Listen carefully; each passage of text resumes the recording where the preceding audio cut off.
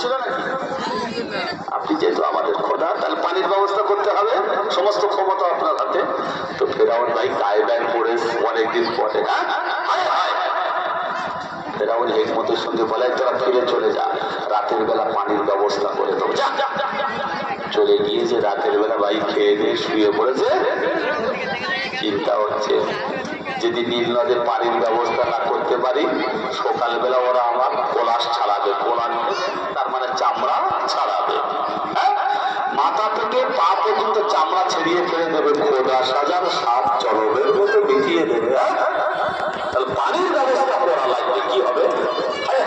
রাতে ঘুমাতে পারেনি। কেতাবে এসেছে উনি বিছনা ছেড়ে বের হয়ে গেল জঙ্গলে। জঙ্গলে গিয়ে একটা গাছের ডালে পা এইরকম বেঁধিয়ে দিয়ে দড়ি দিয়ে বেঁধে, আর বাদুর যেমন ঝোলে মাথাটা নিচুর দিকে করে, ওই রকম বাদুর ঝোলা মতো ঝুলছে আর বলছে, আল্লাহ আপনি তামাম বিশ্বের খোদা, বিশ্বের মালিক, এটা আমি ফেরাউন জানি, কিন্তু আমার নিজের অহংকার, বুড়াই, তাকব্বরি, ক্ষমতা প্রয়োগ করার জন্য আমি সাধারণদের কাছে খোদা সেজেছি। আল্লাহ আপনি মরণের পরে যত শাস্তি দেবেন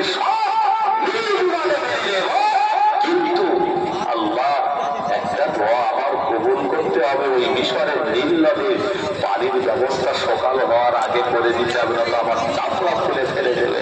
এই দোয়াটা যেই করেছে না, আল্লাহ পাক বলে, ফেরাউন তুই দাবি করলি মারা যাবে পরে আমি যত রকম শাস্তি দেবো মেনে নেবি, তোর কথা মেনে নিয়ে তোর দোয়াতে মিশরের নীল নদের পানির ব্যবস্থা করে দিচ্ছি। এখানে দোয়া কবুল হয়েছে, কথা বোঝেননি? এখানে দোয়া কবুল। আর বলবেন তাহলে পাক্কা ইমানদার উমারের দোয়া কোথায় কবুল হলো, একটু দেখ।